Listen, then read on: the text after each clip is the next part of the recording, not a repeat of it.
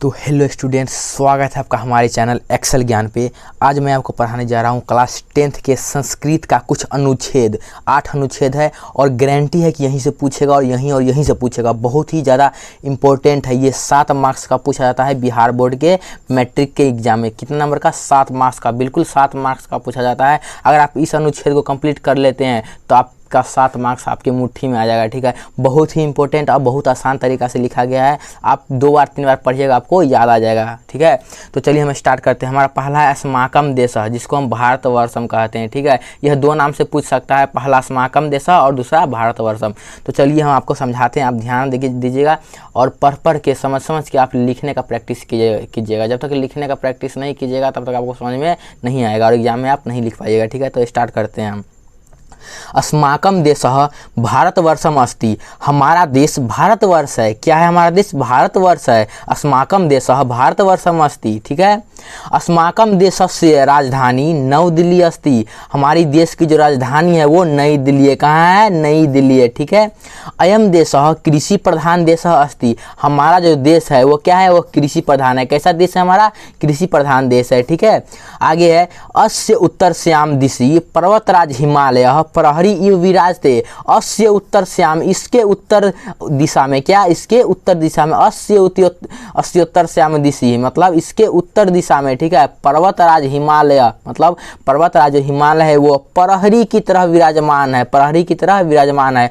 अस्य उत्तर श्याम दिशि पर्वतराज हिमालय प्रहरी इव विराजते, इसके उत्तर दिशा में पर्वतराज हिमालय प्रहरी की तरह विराजमान है। ठीक है, अस्माकम देशः लोकतंत्रात्मक देशः अस्ति, हमारा जो देश है वह लोकतंत्रात्मक है। कैसा हमारा देश है?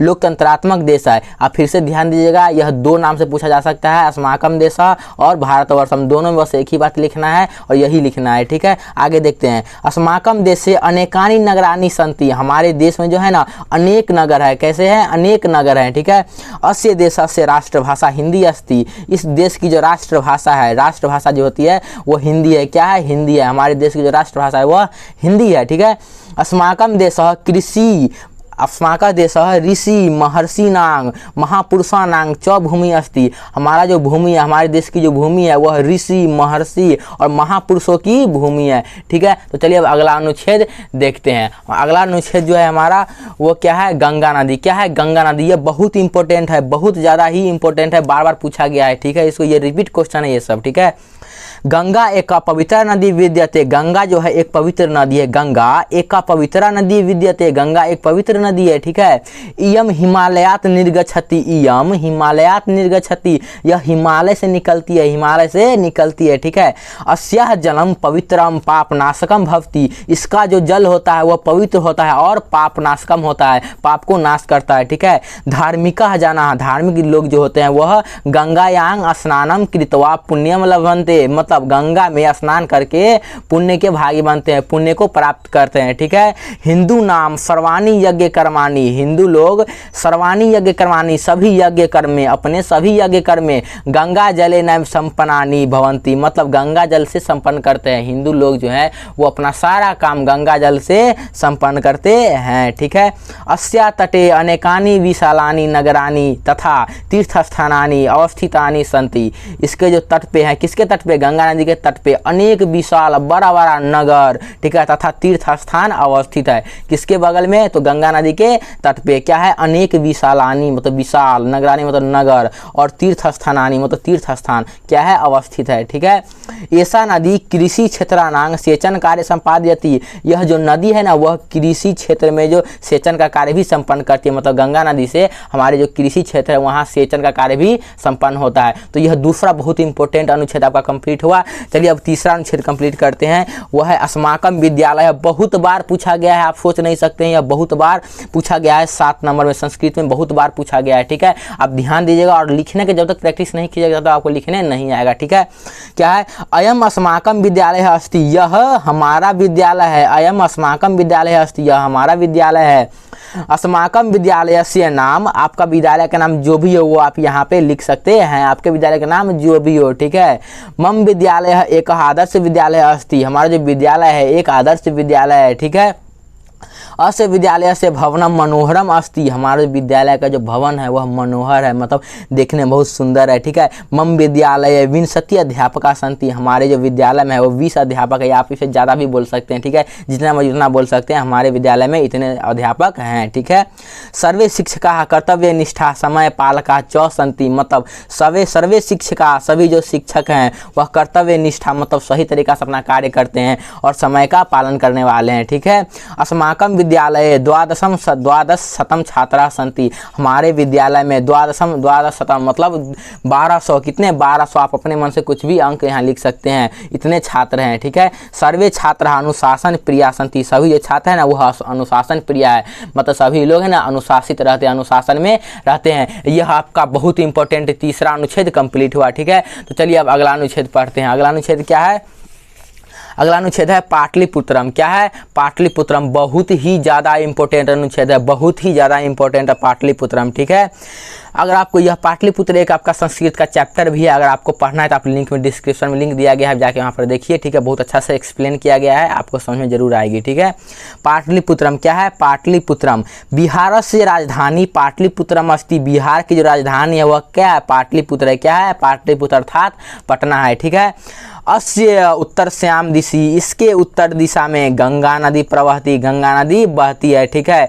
गंगा एक पवित्रा नदी अस्ति, गंगा एक पवित्र नदी, अभी हम बात किए हैं, गंगा एक पवित्र नदी है। ठीक है।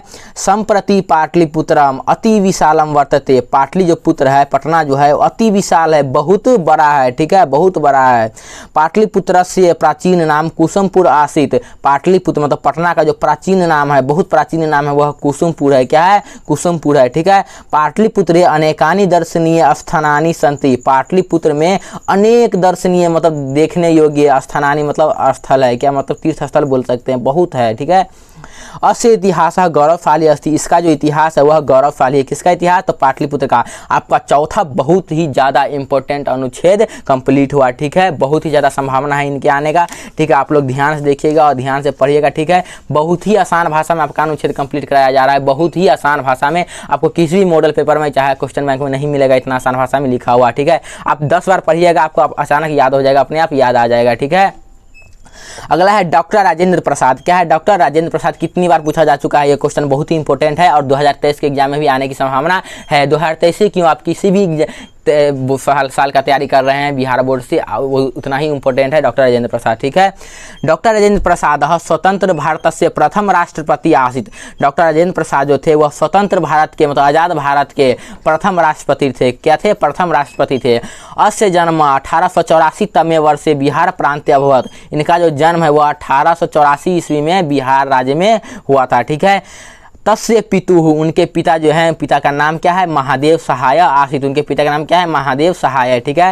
राजेंद्र प्रसाद प्राथमिकी शिक्षा ग्रामे एवं लब्धवान, मतलब उनका जो प्राथमिक शिक्षा है, शुरू का शिक्षा है, वह कहाँ हुआ है? वह ग्राम में हुआ है, गांव में ही हुआ है। ठीक है।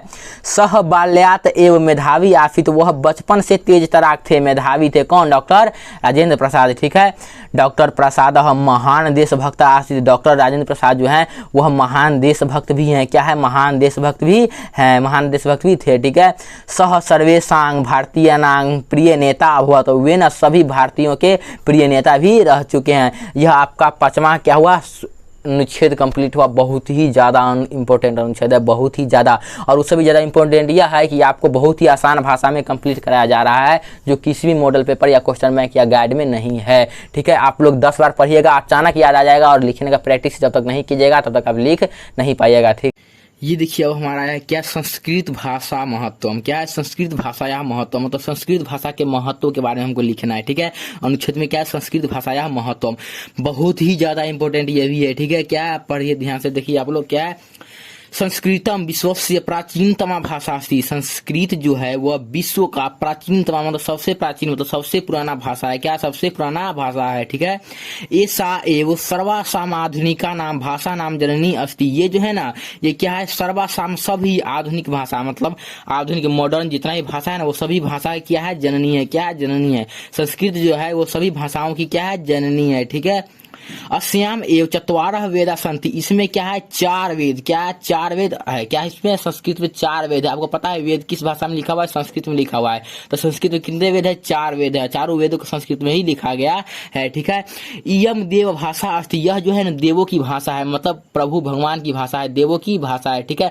आपको पता है कि जब हम कोई कार्य करते हैं तो क्या संस्कृत भाषा में ही करते हैं, और हम लोग क्या लगता है कि संस्कृत में अपने लोग कुछ बोलते हैं तो प्रभु के पास डायरेक्ट पहुंचता है। तो यह क्या है, यम देव भाषा अस्ति, यह संस्कृत जो है ना वह देवों की भाषा है, ठीक है।